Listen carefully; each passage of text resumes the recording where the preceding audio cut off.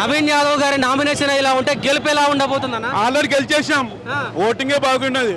Already గెలిచేసాం మేము. రేవంత్ రెడ్డి అన్న మంచిగా పురుషుగా వండుకోవచ్చు. నవీన్ అన్న గెలిచిండు.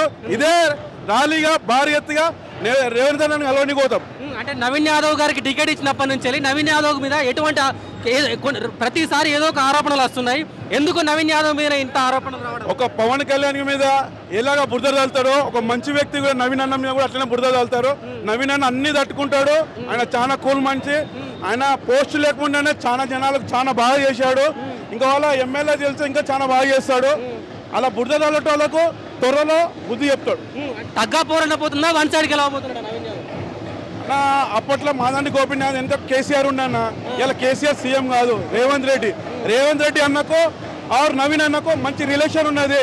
జూబ్లీ కాన్షియస్ లో 100% మంచి నిధులు తీసుకొచ్చి మంచి డెవలప్ చేస్తారని మాకు నమ్మకం ఉంది. కేటీఆర్ డిపాజిట్లు కూడా రానియా నవీన్ యాదవ్ అని చెప్తున్నాడు. వాళ్ళు అలా ఉంటే ఎంపీ సీట్లో 20 సీట్లో 5 కొట్టుకుంటుండే, ఒక్కటి కూడా లేదు. అలా అప్పుడు కూడా అన్నాడు. ఎంపీ సీట్లు ఏమైనా వచ్చినాయా? అలాగని అనుకో. ఇది కూడా ఏం చెప్తారు జూబ్లీ హిల్స్ ప్రజలకి?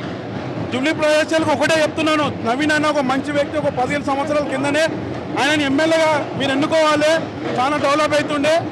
నవీన్ అన్నకి ఎన్నుకొని మంచిగా మీరు మీ గల్లీలో అన్ని మంచి అభివృద్ధి చేసుకోవాలని కోరుకుంటున్నాం. Thank you.